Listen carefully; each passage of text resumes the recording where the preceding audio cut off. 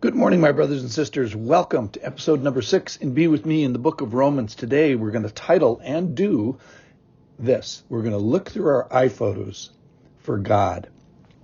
Yesterday, we looked at God's wrath, and we're going to pause wrath for today, and we're going to look at things about God that he says about himself that are plain, that are clear, that he put there, that he created, that he made for our perception. And so we're kind of like without excuse. So we're going to see things today about God, and we don't have to go to a church for it, and we don't have to talk to a Christian. We don't have to listen to a podcast. We don't even have to read the Bible. All we have to do is look through our iPhotos. So we have a God who wants to be known, and he wants us to eat sort of the elephant of him, one characteristic at a time. And today we're going to look at, well, what are the first things that he tells us about himself? What does he make plain first of all? What does God show first? And then how do I know him? How do we make this sort of invisible God with attributes visible? And by what mechanism does God make his attributes known to us all? And it's all in your photos, on your phone. So then we're going to ask, what are my responsibilities and what should be my response? So here we go. This is from Romans chapter 1, verse 18. It's going to start with the wrath, but we're going to get past that fast.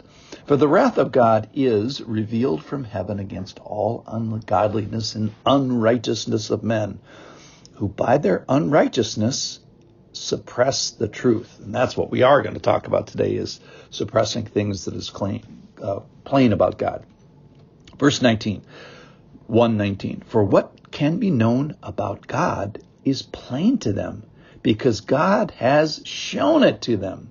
For his invisible attributes, namely, number 1, his eternal power, number 2, his divine nature, have been clearly perceived ever since the creation of the world in the things that have been made. So they are without excuse. For although they knew God, they did not honor him as God or give thanks to him. But they became futile in their thinking, and their foolish hearts were darkened. Claiming to be wise, they became fools and exchanged the glory of the immortal God for images resembling mortal man and birds and animals and creeping things.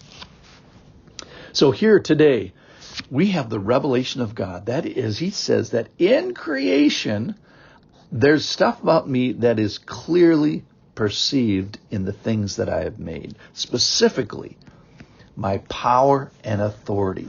It says in verse 20, for his invisible attributes, namely his eternal power and divine nature, have been clearly perceived in the things that have been made. His power and his divinity are clear.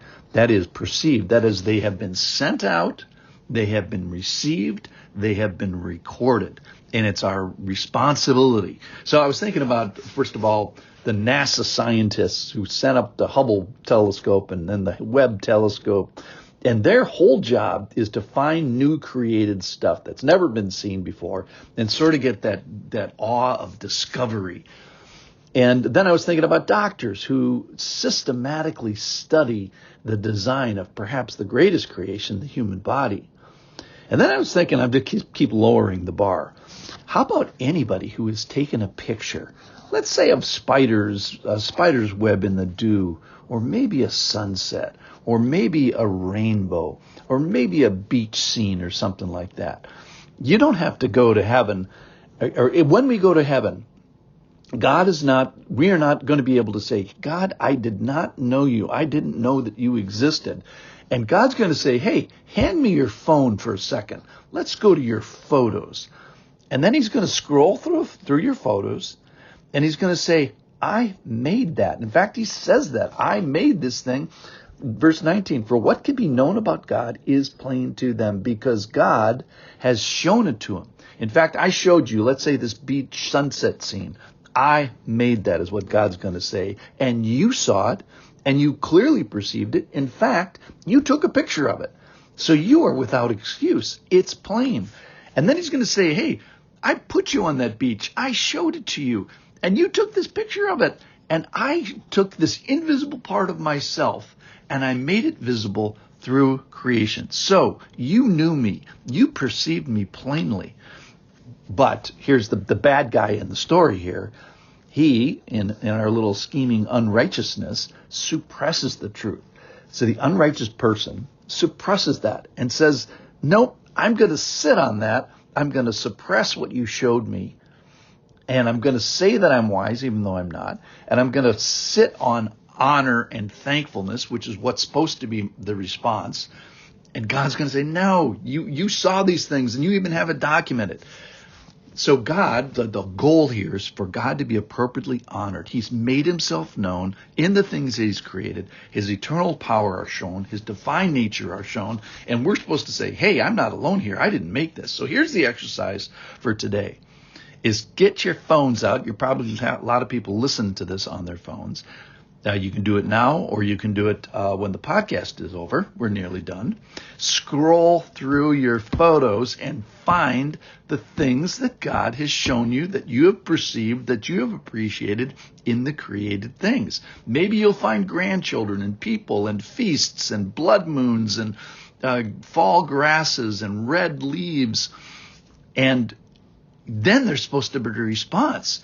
And you're supposed to say, I'm supposed to say, all of us, Lord, I perceive you. You made this. I receive this. And I'm not going to suppress it. I'm not going to silence that. I'm going to raise it up. I'm going to praise. I'm going to release it, not sit on it. So the goal is to find the Lord in creation today. You can go on a walk and do this in real time, but I would suggest just go through your photos. What has he already shown you? And then honor, thank him. Don't suppress it. Don't sit on it. Celebrate it. Don't silence it. Let it go in praise. It's all on our iPhotos today. So we're going to look for God, and trust me, we can find God in our photos. Thank you for listening. Go to your photos now.